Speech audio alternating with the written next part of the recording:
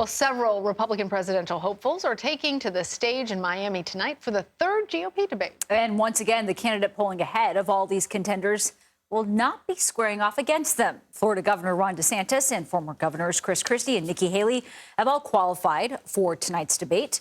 Senator Tim Scott and entrepreneur Vivek Ramaswamy have also qualified. And for the third time, Donald Trump is avoiding the debate stage.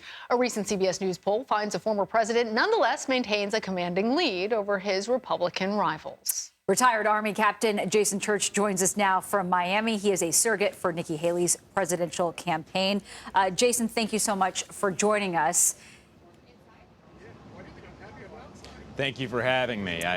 Honestly, it's quite clear that Nikki Haley has been on the rise across the country. Whether it's been in New Hampshire, Iowa, she's climbing in the polls, her fundraising is going up, and it's a reflection of who she is. And this isn't just to the current states that are up in the ballot right away in the primary. She's gaining ground across the country.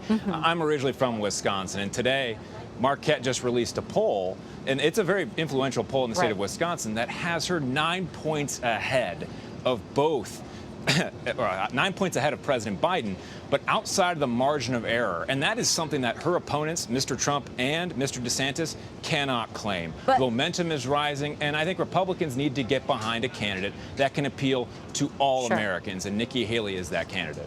Jason, you mentioned that momentum. We have seen that momentum as of late, but she still does remain well behind GOP frontrunner Donald Trump. How will she seek to narrow that gap tonight?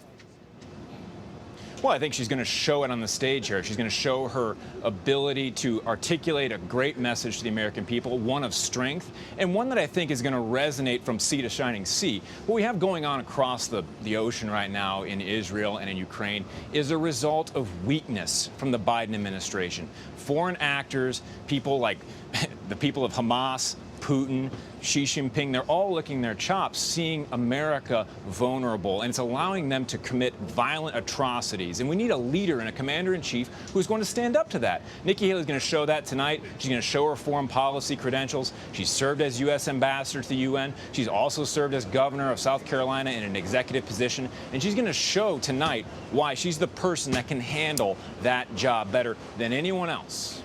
Jason, you mentioned your home state, your original state of Wisconsin.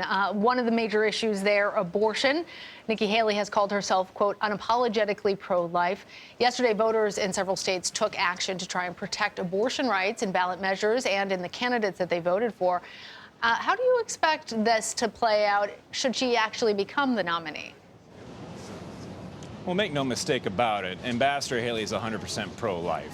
She understands that this is a discussion that Americans need to have. Obviously, elections have consequences, and what happened in Ohio needs to be looked at. But Ambassador Haley has been talking about this for a long time, and I know that this is going to be a question that comes up tonight at the debate, and I'm sure Governor Haley will answer it. Jason, I want to talk about the party itself. Republican infighting has plagued Congress, we have seen since the start of this year. If Nikki Haley does win the GOP nomination, how would she bring the party together? Well, I think right now we're seeing a lot of disunity within the party. We're seeing a lot of people, honestly, without focus. We saw some of the debacle going on in the House where we didn't have a speaker for a long time.